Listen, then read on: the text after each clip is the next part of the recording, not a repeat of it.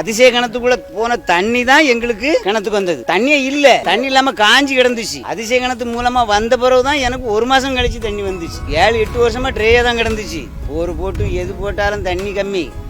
அதிசய கிணத்து மூலமா தான் இங்க நோடி இருக்க கிணத்து போட்டுலாம் தண்ணி வந்து 20 வருஷத்துக்கு முன்னாடியே இந்த குங்குமம் வெத்தலை இதெல்லாம் போட்டு அவைய சமையல்னு எல்லாரும் சேர்ந்து போட்டு பார்த்ததுல ஒவ்வொரு கிணத்துக்கா போறதெல்லாம் கண்டுபிடிச்சாச்சு. நிறைய பேர் சொல்றாங்க கடலுக்கு போகுது இந்த தண்ணி வந்து அப்படின்னு சொல்றாங்க. அப்படிலாம் கடலுக்குலாம் போகல. இந்த கிணறு மேல வர வர வர வர வர எல்லாரும் கிணத்துலும் தண்ணி மேல வந்துகிட்டே இருக்கும்.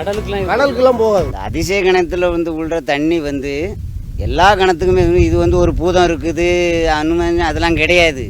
இது ஒரு பல வருஷம் 100 எனக்கு முன்னாடி ஒரு 100 வருஷத்துக்கு முன்னாடி அந்த கிணறு வெட்டின காலத்தில் இருந்து குளத்தில் தண்ணி போன உடனே அந்த பாறை வெடிப்பு, அதிகமான பாறை வெடிப்பு இந்த ஏரியாவில். அது நீர் தேக்கத்துக்கு ஒரு அருமையான இடம்.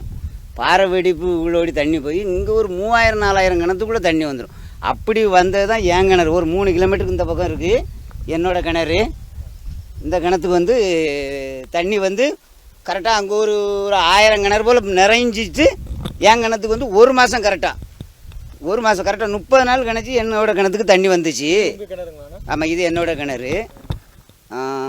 இது வந்து இந்த தடவை வந்து மழை கம்மினால அதிசய கிணத்துக்குள்ளே போன தண்ணி தான் எங்களுக்கு கிணத்துக்கு வந்தது.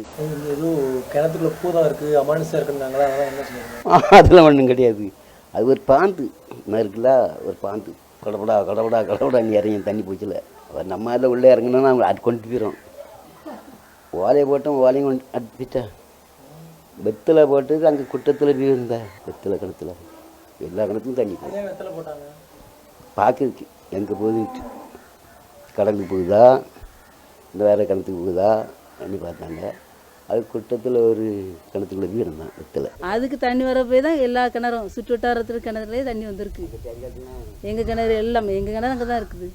பக்கத்தில் கடல் இருக்கு, ஒரு கடலுக்கு போதும். கடலுக்கு போகாது, கடலுக்கு போகாது. கிணறு அந்த ஒவ்வொரு கிணறா ஏறி ஏறி வந்துக்கிட்டே இருக்குல்ல.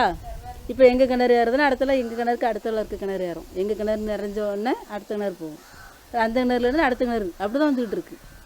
பொதுவாகவே ஊர்ல ஒரு சின்னதா ஒரு விஷயம் நடந்தாலே அப்படியே ரொம்ப பரவிடும். பெண்கள்லாம் கூடி கூடி பேசுவாங்க, தண்ணி பிடிக்க போற இடத்துல அப்படி இப்படிலாம் பேசிட்டு இருப்பாங்க. நீங்க எப்படி பேசிப்பீங்க கிணத்தை பத்தி? ஆமாம், அது எங்கள் ஊர் சுற்று வட்டாரம் ஃபுல்லாக எல்லா இடமும் தண்ணி இது கிணத்துக்கு போகிறதுனால மற்ற கிணறுங்களுக்கு தண்ணி அதிலேருந்து வருது அப்படிங்கிறத எல்லோரும் பேசிடுறது தான். உங்கள் வீட்டிலேருந்து ரொம்ப பக்கமாக இருக்குது கிணறு. ஆமாம், நீங்கள் அடிக்கடி போய் பார்ப்பீங்களா, பார்த்துருக்கீங்களா?